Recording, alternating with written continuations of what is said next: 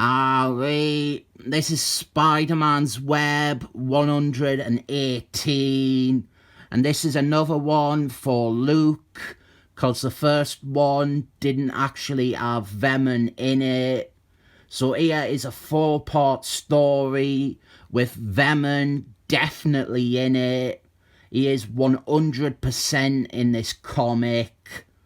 This is also part of the Clone Saga, and this issue is worth a bit of mad dollar, or it would be if the top staple hadn't come loose and I had to use sticky tape to hold the comic together again. This one, it is the first appearance of Ben Reilly as Scarlet Spider. This is mainly about establishing him and his place within the Spider-Man books.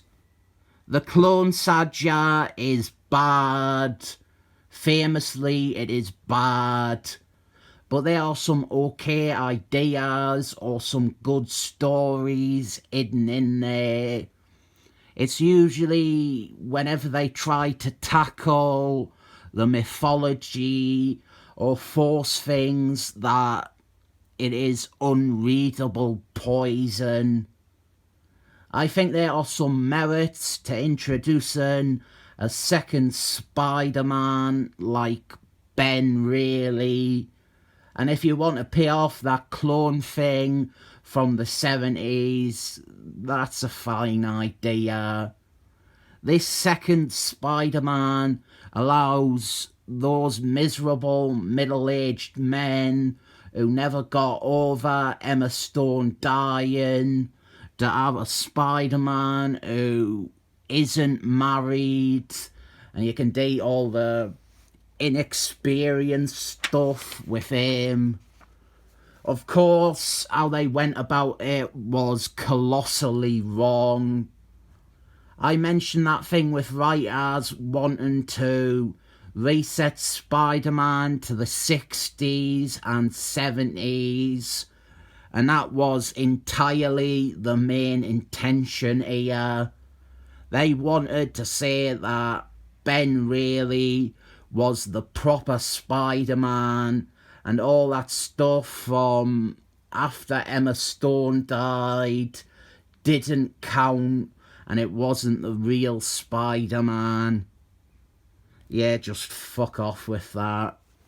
Here is Venom. He has returned to New York land because he heard that Kavanagh had broken out of the Ravenclaw Institute, and he is here to deal with Kavanagh. This is pretty fun if you are a Venom fan. Overall, this story is surprisingly enjoyable. Here we get to see Venom stop some robberists.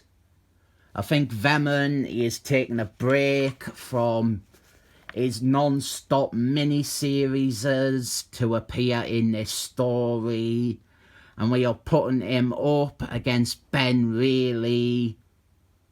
If you strip away the one implied notion that Ben Reilly beats Venom because he is the one true real Spider-Man, this is just a good fight story. There is little of the horrid stuff from the Clone Saga on display in these 4 issues. We even have one of the best things from the Clone Saga. Aunt Tomei is finally fucking dying, and she is dying gracefully without Spider-Man calling in his friend Satan to fix things. There's also a real sense of sympathy for Ben Reilly, at least up to the point in a few months' time when they say that he is the real Spider-Man. You can feel for him here. He is basically Peter Parker, but a Peter Parker who cannot even visit his Aunt May when she is on her deathbed. He just has to watch her from the window. I do think a lot of the connection to Ben Reilly, it comes from the fact that this is a photocopied Peter Parker and everyone likes Peter Parker. And I really do think there was a good idea behind introducing an alternative Spider-Man or Spider character. Give him the blonde hair and establish he is not the real Peter Parker, and just have him be like Peter Parker's brother in spirit. And as I've said before, have him get with Black Cat. You have the perfect solution to the age-old Spider-Man quandary of Mary James or Black Cat. Here though, we are showing that the clone has the same background as the real Spider-Man, the same defining memories, the burglar and Uncle Ben, and the same sense of responsibility. Meanwhile, we also have Venom re-exploring some of his past. He goes to the church where he got the symbiote. But the main thing that we are setting up is Ben Reilly has been unwilling to sit back and not use his powers responsibly.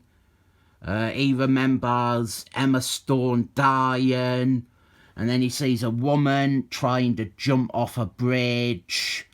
I'm with you, sister. I have wanted to jump off a bridge for years now. But I need to find a good bridge to jump off. I didn't want to ruin a bridge's history by plummeting to my death from it. I think there's one in Ferry Hill. It's massive, it's like really high. And there is a road, a very busy road underneath it. So if I did survive the fall, I would likely get ran over.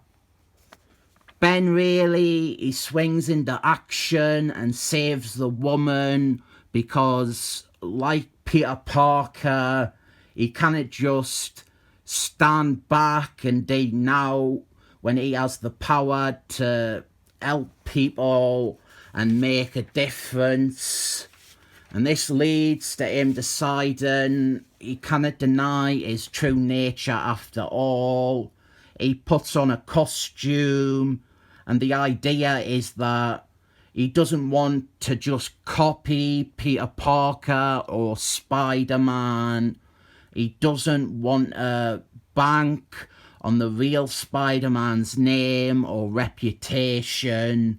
He will be a new spider-based hero called Scarlet Spider. This is where I think the Clone Saga should have rested. None of the conspiracy shite or the shocking reveals or Peter Parker smacking Mary James in the face or Spider-Man committing genocide. Just bringing back this character from the 70s and offering, in effect, a classic Spider-Man for those idiots who think that him getting married to Mary James was one big mistake. I do recommend this, which is surprising for a Brett Kavanagh comic. This is decent. It sets up this new character well, and we have a good villain for him to fight. What is the general consensus among my viewers on Charlotte Spider's costume. It is one of them divisive things in fandom, but I think nowadays people, they tend to fall more to the side of liking it. I remember 15, 20 years ago, and people hated it and thought it was silly and it was shit because it came from the 90s. I'll rate this 7 clones up.